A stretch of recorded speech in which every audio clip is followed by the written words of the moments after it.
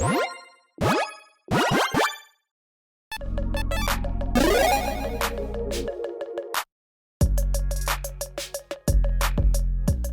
everyone, Mitch and Eddie! Yay, it worked! We've been we're a little rusty because I haven't done this in a little while. It's been a minute. Back in town, back in the studio. Eddie's got the jungle over there, the grass wall. Yeah, maybe we'll get you like a little water on the side too. Yeah, it's like a water sort of feature. Either a water feature. I was thinking like a fog machine. Oh, okay. I was gonna go over like Simic, is what I'm saying, like jungle plus the water. Yeah, But yeah. fog machine will work Kinda too. is- yeah, it's yeah, a little like a swampy tropical, then. I yeah, guess you get that's true. that's like Sultai, so that's fine. Regardless, Sultai. today is not about water features or how to install them in your studio. Could be. Could Those are be. very popular That's YouTube yeah, videos. you know, and we're now cutting to an entire tutorial on how to do just that. Now, on today's episode, I am saying to many of you out there, not myself, I am not doing this. Eddie is. Eddie is. 100%. You are breaking a taboo in Commander, and you do not realize it. That is what I am saying right now, that the vast majority, not majority, I'd say, if I had to guess, because I didn't do the actual stats on certain, I did some stats, but not the full stats.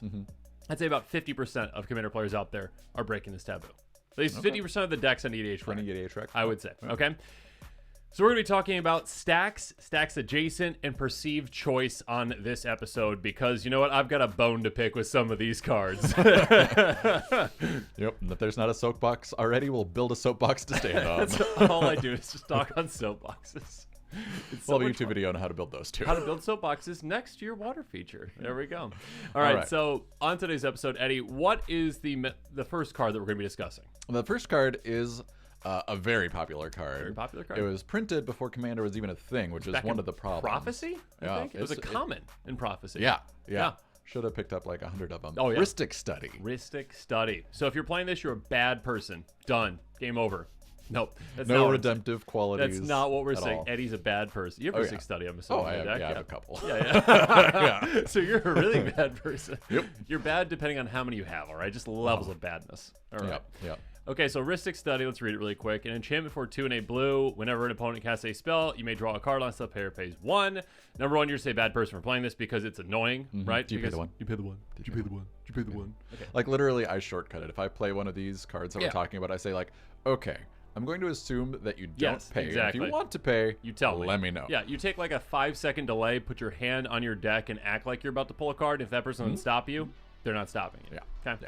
Yeah. Essentially, this is a card that, again, like Eddie said, was printed before Commander was ever a thing, which is why it was a common. Because it was a 1v1 card. A 1v1 card. It's pretty terrible because it's not terrible, but it's not all that great. It loses 3 times of its value. Yeah, exactly. Because you are getting additional value, obviously, when you're playing against multiple opponents, and when they're casting spells, they're either going to be taxing themselves, or they are going to be paying, or not paying, I just said the opposite, or they're not going to be paying, and you're going to be drawing cards. And again, just getting some value off of one player is nice, but getting 3 times the value is crazy good. So this is an enchantment that can draw you an absurd amount of cards. Absolutely. Yeah. Okay, so what's the problem here?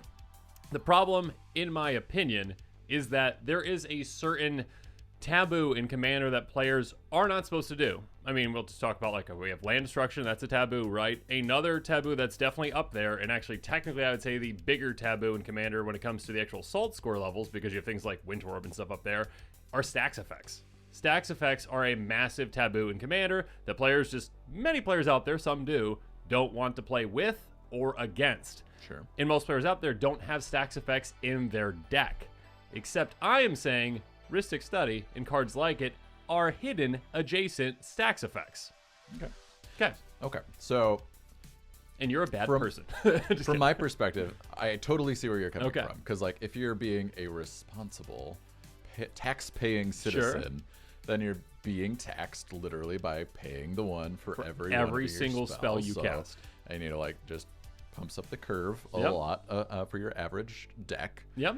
But you're allowed to just say you can have your card. There's an option. So Right. So it is a perceived choice. There's a perceived choice to it.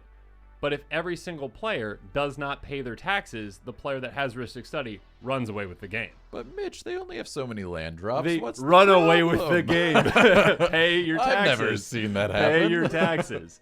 So here's I guess not my problem with it. I'm not saying Rhystic Study should be banned, but I'm saying that like it's just a very weird card that is accepted in the format because let's split this into 2 cards, okay? Yep. Rhystic Study, all right? Yep. Let's say there's no May on this. There's absolutely no May on this card, all right? So whenever an opponent casts a spell, you draw a card. Let's say that is the actual card. Would that be allowed in Commander? No, that would be banned immediately. The amount of value on that is absurd. I also kind of love it because if it's not a May ability, it's Civic. Well, if it's not a May ability, a Storm player could mill that person That's out. true. That That's would be true. hilarious. Okay. All right. There is one redeeming quality. Good call. Good call. My Jorah artifacts deck Yes. could beat that one. Then I guess you're right. Okay. Not a May. All right. You may draw a card. There you go. Sure. Why not? Yeah. Okay. So that's one. That would not be allowed in Commander. That would be That'd be banned pretty busted. because that'd be incredibly busted. Right. Absurd amount of value at 3. Yeah. The other end of that is an enchantment that says whenever an opponent casts a spell, they have to pay 1. Or essentially, every opponent's spells cost 1 more, essentially, with no card draw on it, right? You're splitting the card into 2 and you're saying that, okay, no, it's just the stack side of it. Yep. Players would not play that. You're not allowed to play that in Commander based off of Rule 0, essentially, like, the taboo. You're breaking a It taboo. would have a by high doing it. salt score for It sure. would have a very high salt score. Players would just not play it because that's not what players do.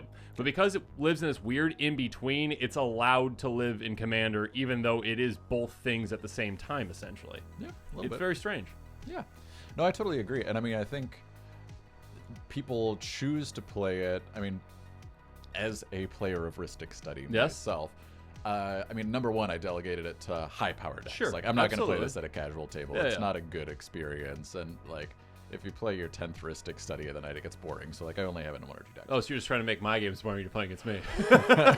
But again, yeah, it's one of those things where, like, I totally, as the player, like, I realize, like, it is a win-win for me and Yep. a lose-lose for you. Yep, Like, absolutely. like there's really sometimes we like coddle ourselves and say like, oh, I once they have drawn 5 cards, what's the harm? Like, they've already got it if they've got it. Yeah. And people just like, Just let the value yeah, run once away. once the dam breaks, Yep. like, people just stop paying the one. Again, like for you the have, rest of the game. You have like, player, let's say, you're player 1. Player 2 pays their taxes. Player 3 pays their taxes. Player 4 decides not to. Comes Yeah. back to player 2. They're like, okay, that person didn't pay. I'm not going to pay this Oh, time. and it gets to be this weird like game theory mind game. Like, your I love opponents it. get upset with each other instead of at the I player that has know, Rhystic Study in it's play. great. So You're again, saying all the reasons why to play Rhystic Study to me I'm right not. now. Again, it's an incredibly powerful card, but again, Yeah. it is one that lives in this weird area where it's Yep, like I agree. kind of, again, like players are just playing essentially a Stax piece in their deck Yep. without accepting that is a Stax piece. Yeah. That's essentially what it is. You are, if you are playing Rhystic Study, you are staxing your opponents. And I think another kind of funny You thing, are.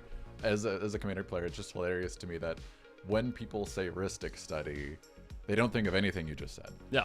They think of how socially, like, as a human being in a conversation, annoying it is to say, do you pay the one? Yeah, Do you pay the one?" 100%. Like, That's that the is other the first factor thing to people it. think about it. Okay, Like, I'm on back on the soapbox. Should be banned just for that. That throws it on the top. It's a hidden Stax piece that is annoying. That is the and problem. the annoying factor Yeah. just buries all the stacks. And like Stax is like technically less annoying than that, actually, because if there's just a permanent value that's like your spells cost 1 more, I don't have to remind you that. Like, that's just on the table. I mean, like, maybe you make a mistake, but like everyone just knows that. Versus like, do you pay the 1 is a question that just- needs to be asked. It takes up time. It does. Yeah. So I did some calculations. It took a long time for this. Ready? I don't know if we already mentioned this. 29% of decks out there have Rhystic Study in them, according to EDH Rec. Again, that's just EDH Rec pulling data. That doesn't mean like Of decks that include blue in their identity. yes, of decks that include their identity. It's one of the most played cards in Commander, which is crazy again for how expensive it is at $43.05. Okay, so again, nearly 30% of decks out there are staxing their opponents with this, essentially,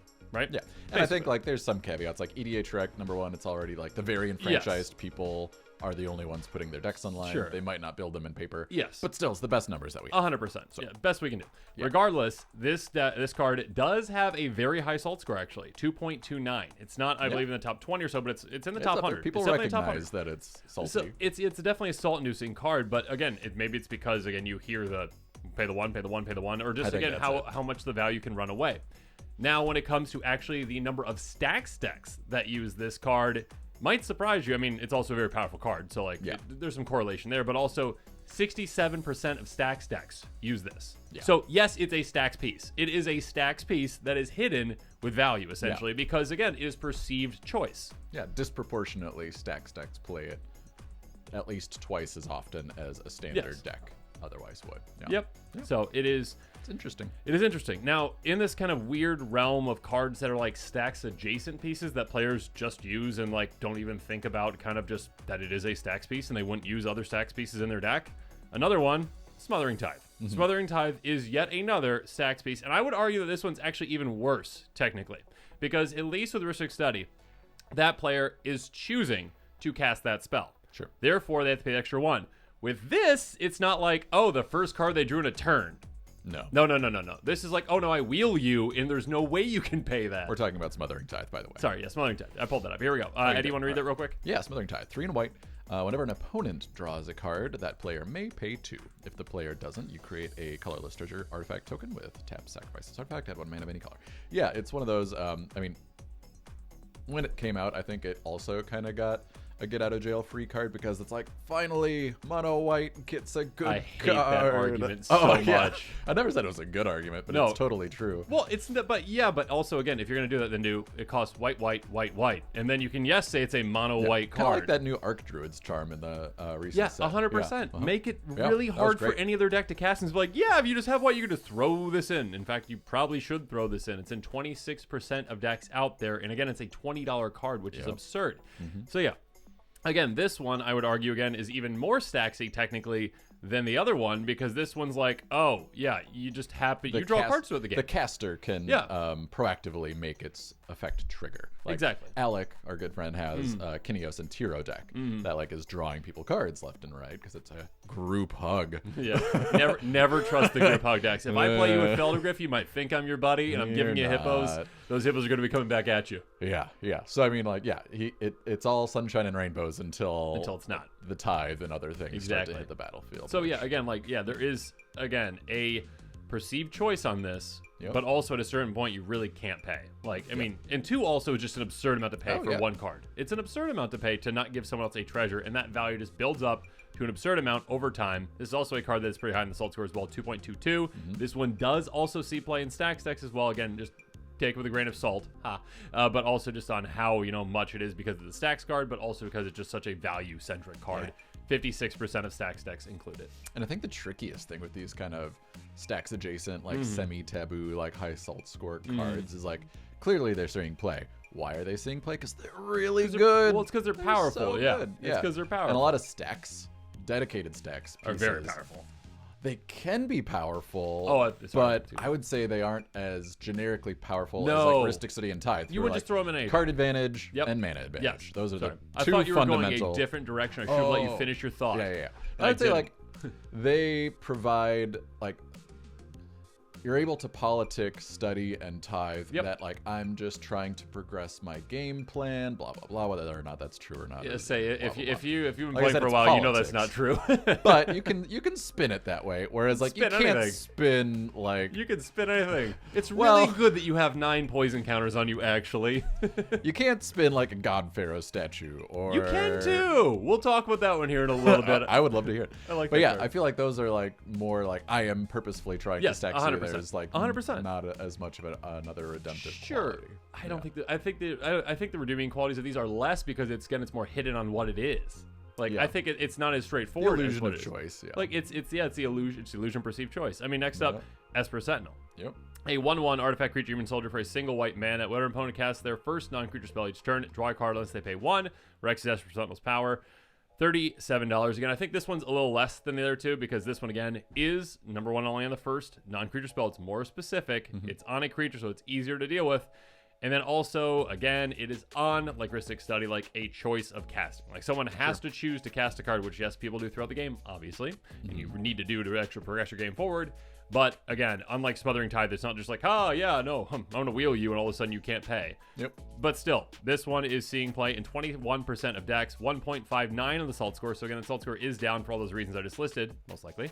And other reasons too. Yep. But yeah, 63% of Stax decks, though, use it. So again, like, it is a Stax piece. Yeah, like, it is just a piece that just works well in Stax. Anytime that you can tax your opponent further, you're benefiting your game more by taking resources away from them.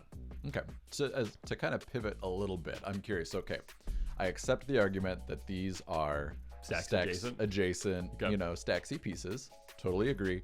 What's the next step? Like, what do we do about it? Are we supposed to like not play shame these as people much? for playing them? That's what I'm saying. Shame them Public at the table. Pressure. You are staxing me, sir, and I don't appreciate that at this casual Commander table. I am playing casual Commander, and you are bringing a Stax piece here. So just like maybe like in your threat assessment, like take the people out who play these at a higher rate than you already do. If someone plays Rhystic Study, be like, we need to take that player out because they played the Rhystic Study. There you go. That's exactly what we should be. I'm not saying anything should be done about it. I just think that players should realize how annoying these cards are to play against, essentially, and just people just.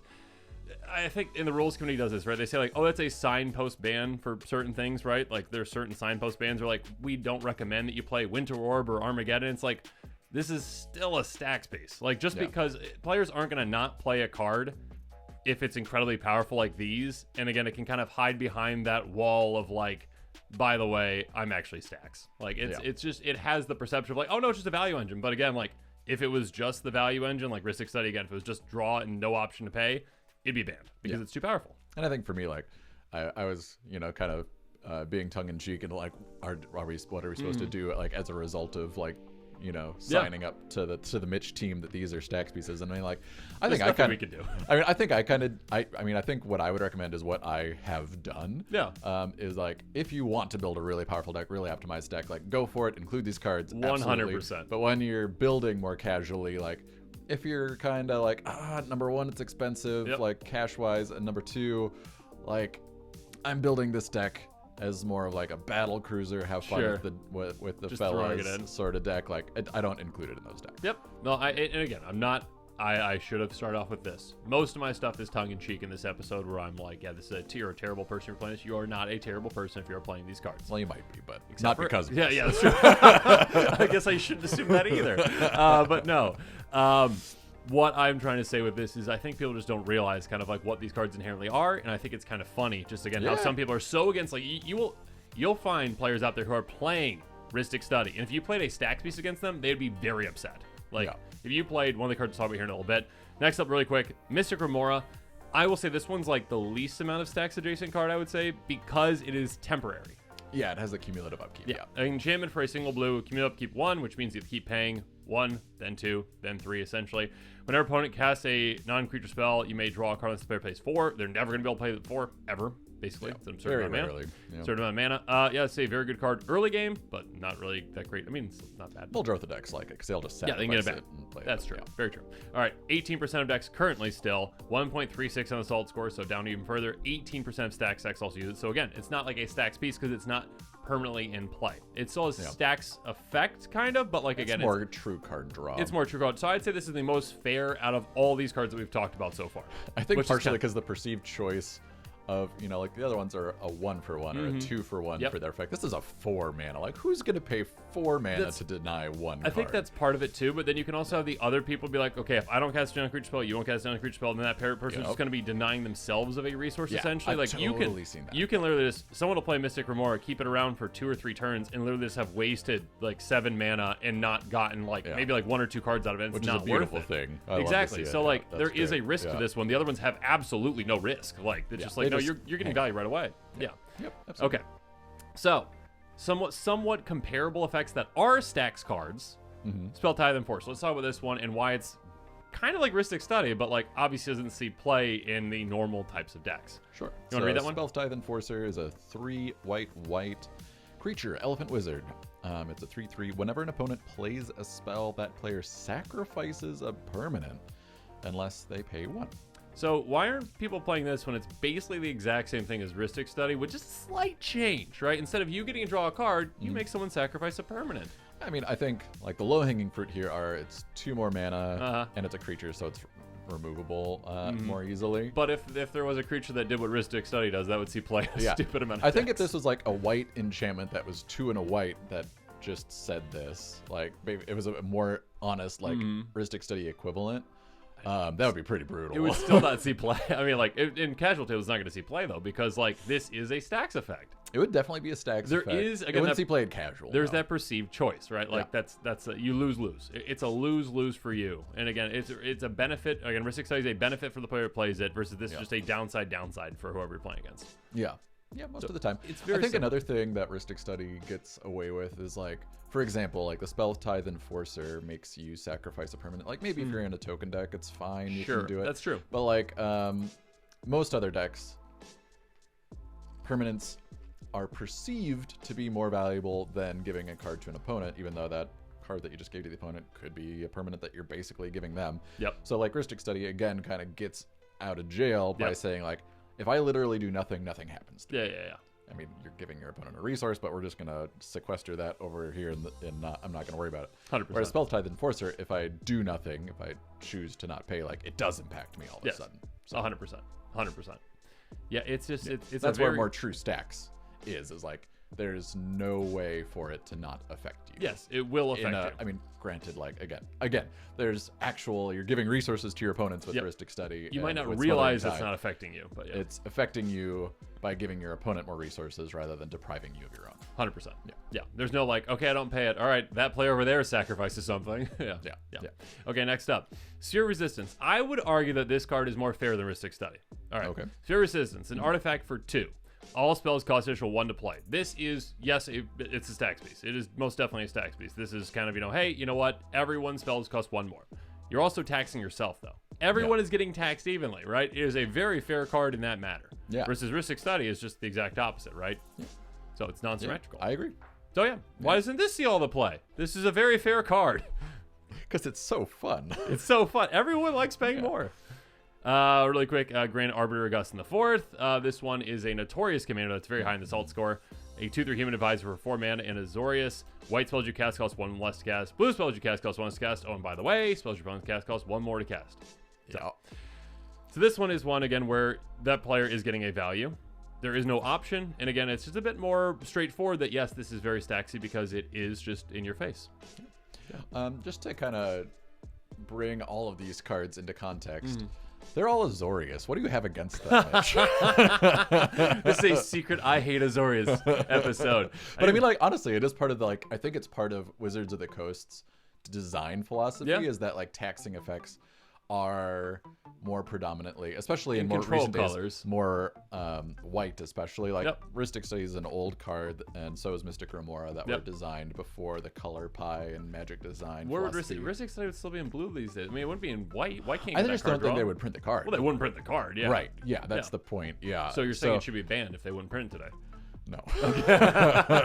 No, I'm not saying that. But no, what I am saying is, like, I think it is a taboo thing, but honestly, like, it breaking these kind of social norm taboo things is literally part of White's color identity. Like, they are the law enforcers, like, pay your taxes. Well, like, it's not fun. Well, that's why mono white is, it's gotten better over the years, but it's the worst in Commander because the best things it does are not allowed by the social norms of the format. That is literally why white is the worst, because it, like, if you could just destroy all lands with Armageddon, that would solve the problem of that green player over there going off and, ramping when you're in mono white and you're like, I can't get that many lands in play. Yeah, absolutely. No, I think that would solve the issue. Yeah, absolutely. And I think, like, another kind of interesting consequence of this line of thought is not that we should play these cards that we've talked about less, but that we should be more open-minded to just Stax pieces in general. And, like, honestly, like, I don't mind Stax decks. Like, I don't love playing against them. I think they have a time and a place. It's like other high power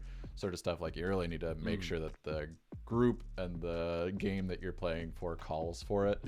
But I think, like, in general, Stax decks have a bad rap. And I think, like, they're kind of a fun puzzle to, like, solve your way out of as a table. If everyone's prepared for it ahead of time. Yes. But, like, you can't just, like, surprise Stax. No, that's no good. That's a way to lose friends. Players might not like that. Not surprise Stax because it costs 6 mana. God Pharaoh Statue. Actually, I do like this card. I wish it wasn't legendary so you could copy it. 6 mana. Spells your opponent's cast costs 2 more to cast. Beginning of your end step, each one loses 1 life. Much more fair than Rhystic Study, it costs 6. You just need to get rid of the legend rule, or turn it into a creature, cast Spark Double on it. New game, exactly. New deck idea. Let's do that. We're gonna animate it, and then we're gonna Spark Double it, and then clone. Your opponent's spells cost 20 more each, and they can't cast anything. I guarantee someone. It's probably you. You do it. It's probably you. Do it out there. It's gonna build this deck and find me. By the way, I'm gonna be in Chicago in a couple months. Like, play it against me there. Find me. You got it. All right. Phil. That's who's going to do this, right? Dave. Dave, random names. Yeah, there we go. All right, Aura of Silence. Aura of Silence. 1 white, enchantment. Artifact and enchantment spells your opponent's cast cost 2 more to cast, and you can sacrifice it to destroy target artifact or enchantment. I love this one personally. Yeah, I mean, it's got extra utility to it. It's more specific on what it actually is taxing as well, so it's not just blanket broadly taxing. Applicable. I mean, again, this is more fair, in my opinion, than a Rhystic Study. Just is. Yeah. Aether Barrier. Just another example of one that's like kind of like Rhystic Study, but like, again, doesn't see play. Outside of very specific decks. Whenever a player casts a creature spell, they sacrifice a permanent to pay 1. So again, kind of like Spellbook Enforcer, but more specific on what it is. So it's got a weird crab. I love this guy. Where its eyes are on its chest? He just looks like kind of a happy derpy crab dude that ran into like this like mystical barrier. Why are its eyes on its chest? Is this a creature type in Magic? I don't know. Can we get that? love Wizards, it, whatever though. this is, we want the crab people. I mean, we already have like Homrid, but this isn't a Homrid. Yeah, it's Belby, so... Belby's talking about it. Interesting. Huh. Okay. I don't know. I love this guy, though. That's pretty cool. Okay, but yes, again, like this is like, okay, you have the choice, but it's very specific on what it is. And then finally, like just one more example, Thor of the Amethyst. Like this one again is just more like, hey, everyone's non-creature spells cost 1 more to cast. So again, it's like it's more broad. It's again, this is what the Stax pieces are. But again, on the face, like again, to me, it's just like Rhystic Study is just it's seen as a card that's just a card draw engine, and it just really is a Stax piece in disguise. It really is. I mean, like, and whether it's all the memes about paying the 1, yeah, I think like the other thing that's really tough about these cards. Is like they're just strong. Yeah. Like yeah. Thorn of the Amethyst, some of these other ones, like they just don't have the power No. level of Rhystic Study and Tithe, and that's also what like makes them so enticing to play, even though they're if your buddies are playing them at that high level or whatnot, then you need to play them or whatever's perceived. It's a bit like it reminds me of the ban a number of years back about Prophet of Krufix. Oh yeah. Where like Prophet of Krufix is just an absurd. It's like Seaborn Muse. Yep. With giving your creature spells flash. Yes. And it was so absurdly good, and I loved playing it. I'm a Simic addict. What? Yeah. And so I've got a few in a binder somewhere. But it was one of those things where, like, the power that it provides and the effect that it has in the game, like, the effect that it has in the game is not good. It's not a good social experience for any of these cards. Yep. But the power level is so good that people also can't help themselves. 100%. So again, so I guess the question with that, should Rhystic Study be banned? Like again, it is not a good effect for the game technically, right? It's annoying. It's played like both. I think another tricky thing is like it is played both at casual tables and at like the highest power levels. Like, sure. Clearly from the gamut, like the whole you can't name any other enchantment that has the draw potential at Rhystic Study. Like again, Phyrexian Arena is a very fair card. You're drawing 1 card. When it gets back to your upkeep or draw step or whichever one is, you lose 1 life for that too. Rhystic Study is like, no, I drew 5 cards in that time and I didn't lose any life. Yeah, like normally 3 mana gets you a divination, draw 2 for that same cost. Exactly. Like, so it's just like there is nothing else on the power level of it. And again, even if it's not drawing you cards, it is taxing your opponents actively. Absolutely. Yeah. So yeah, it's just it's an interesting just conundrum. Yeah. I don't know. I think we've talked enough about the Stax adjacent cards and how they all should be banned. Yeah, no, I'm just that's good. kidding. It's interesting. I guess I'm not. This episode, I guess, didn't mean to go on like a soapbox of like these cards should be banned. I'm not saying that. I'm just saying that like realize that if you are including these cards in your deck, they are Stax adjacent. Yeah. Just kind of they have a time and a place. Yep. And if everyone says, "Hey, get that guy," then that's fair. You probably deserved it. You deserved it. You deserved it. You played it. Like that person's got an Emrakul out. We don't care. You've got Rhystic Study. Take them out. I mean, it's a bit like a softer Turgid. Like, I mean, it's a softer Turgid. Turgid is Turgid's brutal. Turgid is brutal. But like, it's one of those things where like, if someone plays one of these cards, like my assessment of their threat standing just skyrockets. The second Smothering Tithe comes into play. My goodness. Yeah, and I think for a number of years, like they kind of some people caught on right away, but people have been catching on more and more as the years progress. Like these cards are designed for an era of Magic that we no longer live in. Well, I mean, but then Smothering Tithe comes around. That was designed for this era. That was specifically designed for Commander. That was specifically designed for Commander. I'm just like, it's absurd. Yeah. So I don't think they can play and say like, oh, we didn't realize it'd be that good. Really? Really, Wizards? But Mono White needed the help. Put white on it then. Make it cost 4 white. Even just 3. You can make it cost less. You can make it cost 1 mana less if you go white. Because it makes it so specific, it's going to be hard for decks outside of 1, 2, maybe 3 color to use it. But it's too late. It's too late. It's too late, Wizards. You messed up. So ban this one and make a new one that's just white. Okay, the exact same card. That would be and I'll be so good if they just did a ban of my God, Smothering Tithe and here's tank, Mothering Tithe, Taxing Tithe. They just oh my God, Tithe. Literally, it's a secret lair drop too. They ban the card, so Smothering Tithe price tanks, and they do an exclusive secret lair with just this new Smothering Tithe. Puked in my mouth. That seems like, hey Hasbro, there's an idea for you. Yeah, don't be more evil. Yeah, God. I hope not. Okay, well, everyone in the comments below, let us know what your thoughts are on this discussion. Do you play these cards? Do you play these Stax adjacent cards? Do you not think I should be saying that they're Stax adjacent? Do you agree with Eddie that, you should just play these and just be a bad person? Yeah. Just kidding. Yeah, let us know in the comments below. Thanks for joining me, Eddie, on this one. And of course, as always, thanks again, and tear up your Rhystic Studies. Bye. Just kidding, don't do that. This show and episodes like this one are possible thanks to viewers like you. If you're looking for an easy way to help support this show, make sure that you like, share, and subscribe. Also, hit that bell notification icon so you don't miss any new episodes. You can also go check out our playmats and other merchandise at thecommandersquarters.com. We also have a ton of brand new t-shirt designs in stock, so make sure you check out those as well. Another easy way to support this show is with our TCG player affiliate links. So whether you're buying a deck or individual cards, you can use this general link right here or one in the description. And the final way that you can support this show is by supporting us directly by becoming a patron. There are many benefits to being a patron, and I truly couldn't do this without all of their support.